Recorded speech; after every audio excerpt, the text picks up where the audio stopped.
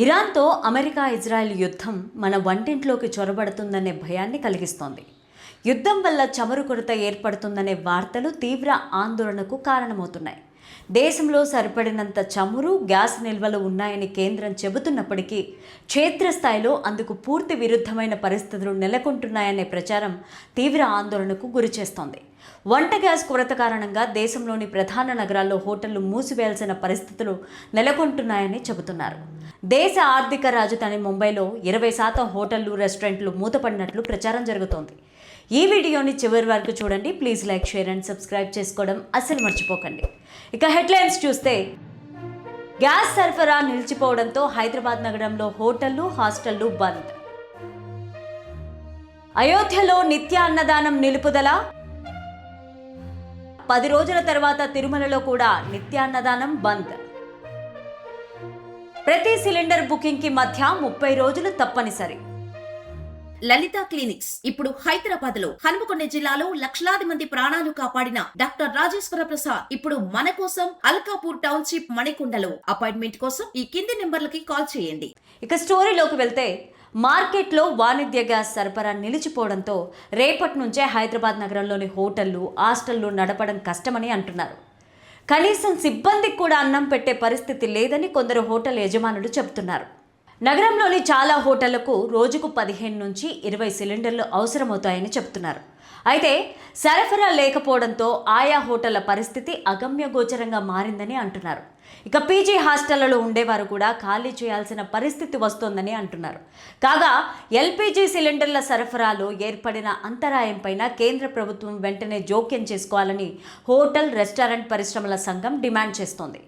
దేశవ్యాప్తంగా వాణిజ్య అవసరాలకు వినియోగించే ఎల్పీజీ సిలిండర్ల సరఫరాను నిలిపివేయడాన్ని ఆ సంఘం తీవ్రంగా ఆక్షేపిస్తూ కేంద్ర మంత్రి హర్దీప్ సింగ్ పూరికి లేఖ రాసింది.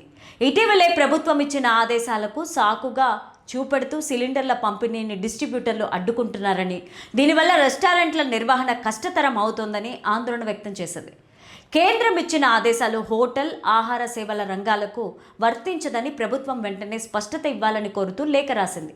మరోవైపు గ్యాస్ కొరత రాకుండా కేంద్రం అన్ని జాగ్రత్తలు తీసుకుంటోందని చెబుతున్నారు.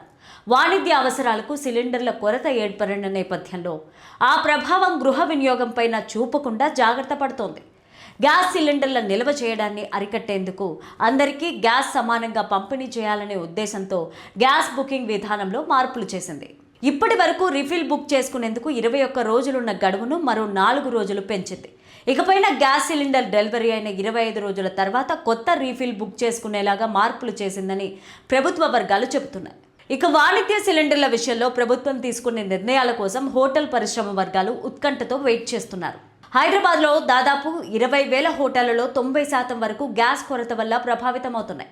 ఒకవేళ సరఫరా త్వరగా మెరుగుపడకపోతే అనేక రెస్టారెంట్లు తమ కార్యకలాపాలను తాత్కాలికంగా నిలిపివేసే అవకాశం ఉందని హోటల్ అసోసియేషన్లు హెచ్చరిస్తున్నాయి. సామాన్యుల కోసం మెనూలో కేవలం 20% వంటకాలను మాత్రమే అందుబాటులో ఉంచేలా కొన్ని హోటళ్లు ప్రణాళికలు వేస్తున్నాయి. ఇటీవలి కాలంలో తిరుమల తిరుపతి దేవస్థానం వ్యవహారాలు హాట్ టాపిక్గా కొనసాగుతున్నాయి. కేక్ కటింగులు, అన్యమత ఉద్యోగులు, తిరుమల ప్రధాన ద్వారం ముందు రీల్స్, ఇలా అనేక విషయాల్లో వివాదాలు వస్తున్నాయి. అయితే ఇప్పుడు మరో కష్టం తిరుమలను వెంటాడుతోంది. అదే వంట గ్యాస్. పశ్చిమాసియాలో నెలకొన్న ఉద్రిక్త పరిస్థితుల నేపథ్యంలో చమురు, గ్యాస్ సరఫరాకు తీవ్ర ఇబ్బందులు నెలకొన్నాయి. దీంతో వంట గ్యాస్ సరఫరా నిలిచిపోయింది. దేశవ్యాప్తంగా ఇంటికి సరఫరా చేసే గ్యాస్ విషయంలో ఇప్పటికిప్పుడు ఇబ్బందులు లేకపోయినా వాణిజ్య సరఫరాకు మాత్రం దాదాపు బ్రేక్ పడింది.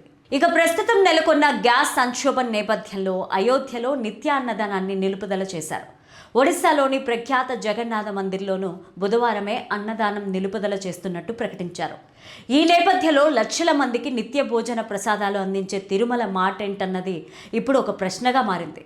ఈ వ్యవహారం పైన తిరుమల తిరుపతి దేవస్థానం అధికారులు ఎలాంటి ప్రకటన చేయలేదు. వాస్తవానికి 10 రోజులకు సరిపోయేలాగా గ్యాస్ నిల్వలు ఉంటాయి. ఇప్పటికీ 3 రోజులుగా గ్యాస్ సరఫరా కాలేదని తిరుమల సిబ్బంది చెప్తున్నారు.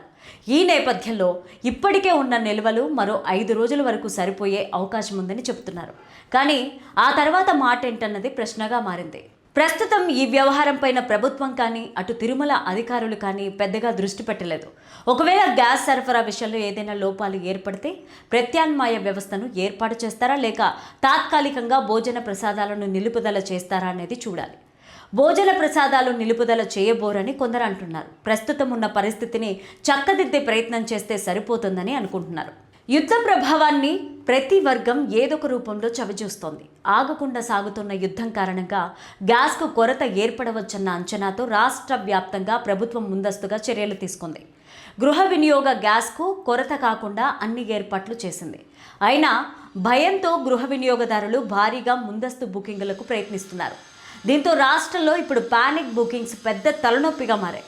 ఈ ప్రభావం ఐవీఆర్ఎస్ బుకింగ్స్ మీద కూడా పడి సర్వర్ స్తంభించిపోయింది. పానిక్ బుకింగ్స్ను నియంత్రించడానికి కేంద్ర ప్రభుత్వం ఐవీఆర్ఎఫ్ సర్వీసును స్లో డౌన్ చేసిందని తెలుస్తోంది. ఈ విషయాన్ని గ్యాస్ ఏజెన్సీలు కూడా అంగీకరిస్తున్నాయి. బుకింగ్ విషయంలో పరిమితులు విధించారు. సింగిల్ సిలిండర్కు 21 రోజులు, డబుల్ సిలిండర్కు 30 రోజులు వేచి చూడాలి. 21 రోజుల తర్వాత సిలిండర్ బుక్ చేస్తే 2.5 రోజుల్లో డెలివరీ చేసేలాగా తాజాగా కేంద్రం ఆదేశాలు జారీ చేసింది. నిజానికి ఈ నిబంధనలు ఎప్పటి నుంచో ఉన్నాయి. కాకపోతే ఇప్పటిదాకా బుకింగ్స్ చేయగానే సిలిండర్ ఇస్తున్నారు. ఇక ముందు మాత్రం ఖచ్చితమైన గడువు పాటించాల్సి ఉంటుంది. మరి గండం నుంచి ఎలా బయటపడతారో చూడాలి.